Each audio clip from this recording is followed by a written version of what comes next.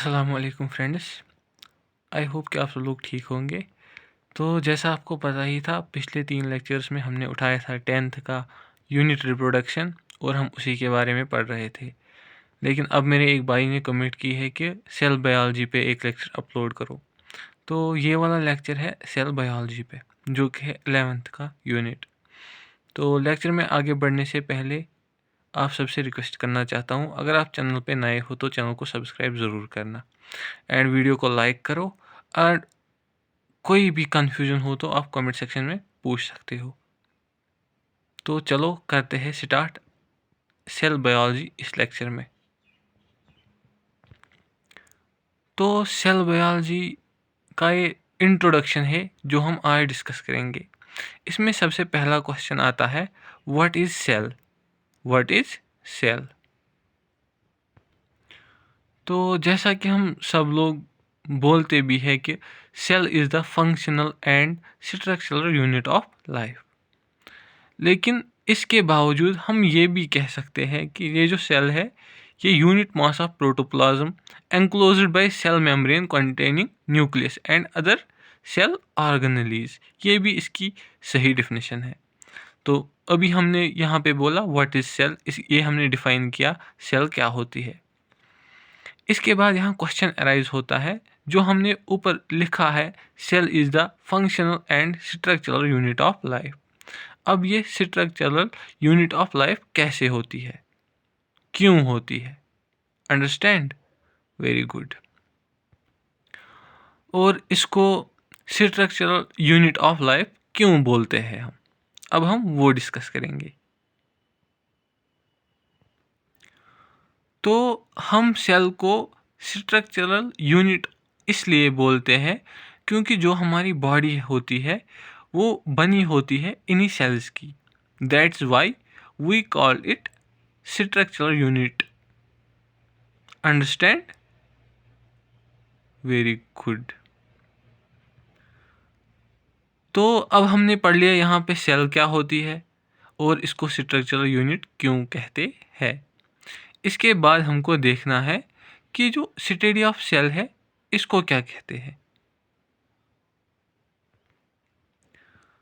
In simple words आप बोल सकते हो कि स्टडी ऑफ सेल को हम कहते हैं साइटोलॉजी।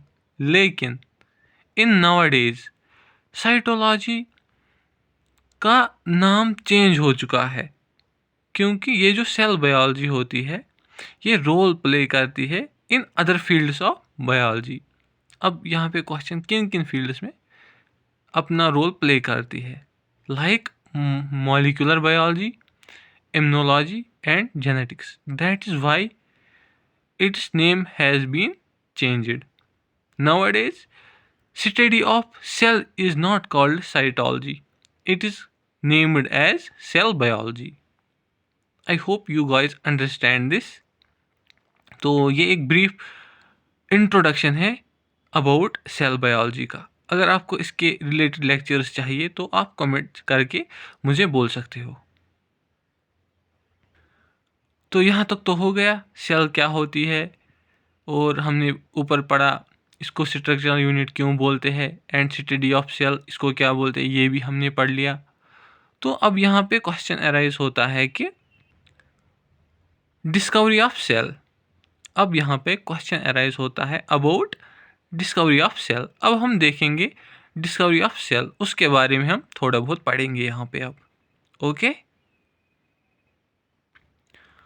तो डिस्कवरी ऑफ सेल पढ़ने से पहले हम ये पढ़ेंगे, इसमें पहला जो साइंटिस्ट था वो था जेनसन, जो आया था 1590s में। इसने क्या किया था? इसने इन्वेंट किया था मैग्नीफाइंग लेंस, और इसने ऑब्जर्व किए थे छोटे छोटे ऑर्गेनिजम्स। सबसे पहले कौन आया था? जेनसन इन 1590, जिसने इन्वेंट किया था magnifying lens and he observed small organisms. तो इसके बाद दूसरा आता है जिसका नाम होता है, और इसका नाम होता है गैलीलियो। ये आता है 1610 में। यहाँ पे गलत हुआ है, तो ये आता है 1600 1910 में। Understand, very good. तो इसने क्या किया है, he improved the design of magnifying lens and invented simple microscope and observed compound eye of insects. जैसा कि हमने पहले देख लिया कि जो जेनसन था, जो 1590s में आया था, इसने इन्वेंट किया था मैग्नीफाइंग लेंस। अब जो ये गैलीलियो है, इसने वही मैग्नीफाइंग लेंस को इम्प्रूव किया है और इसके साथ साथ इसने इन्वेंट किया है सिंपल माइक्रोस्कोप एंड फिर उसके बाद इसने ऑब्जर्व की आई ऑफ इंसेक्ट्स। तो इन दो के बारे में हमने पढ़ लिया। अब हम देखते हैं तीसरा कौन आया था और उसने क्या रोल प्ले किया डिस्कवरी ऑफ सेल में। एंड द थर्ड पर्सन जो इसमें आया था वो था मार्सिलियो। ये कब आया था, 1661। अब यहाँ पे क्वेश्चन होता है अराइज कि इसने क्या किया है। जैसा कि मैंने लिखा है, he made thin slices of plant and animals and observed them under microscope. जो प्लांट्स एंड एनिमल्स थे, इसने थिन स्लाइसेस लिए और उनको माइक्रोस्कोप के नीचे ऑब्जर्व किया। He suggested that plants and animals are made up of small units called utricles. इसने क्या बोला, इसने बोला कि जो ये प्लांट्स और एनिमल्स है ये बने होते हैं स्मॉल यूनिट्स के, जिनको हम कहते हैं यूट्रिकल्स। Understand, very good. तो अब हम देखते हैं इसके बाद नेक्स्ट कौन आया था। हाँ जी, इसके बाद आया था रॉबर्ट हुक, जो कि आया था 1665 में। यहाँ मैंने इसकी तस्वीर भी लगाई हुई है। तो इनके बाद आया था रॉबर्ट हुक, जिसकी मैंने यहाँ पे तस्वीर भी लगाई है, जो आप देख सकते हो। रॉबर्ट हुक आया था 1665 में। अब देखते हैं इसने क्या रोल प्ले किया है। Robert Hooke was curator of instruments in royal society of London. ये क्या था, ये क्यूरेटर ऑफ इंस्ट्रूमेंट्स था रॉयल सोसाइटी ऑफ लंदन में। He made thin slices of cork pieces by sharp knife. He placed cork pieces under microscope. He observed small cavities or spaces just like a honeycomb. इसने क्या किया था, इसने thin slices लिए थे cork piece के और उनको रखा था माइक्रोस्कोप के नीचे और उनको इसने ऑब्जर्व किया। इसको क्या वहाँ पे मिला, इसने देखा वहाँ पे स्मॉल कैविटीज़, या हम बोल सकते हैं कि spaces just like honeycomb. He named these cavities cells. इसने उन कैविटीज़ का नाम सेल्स रखा है।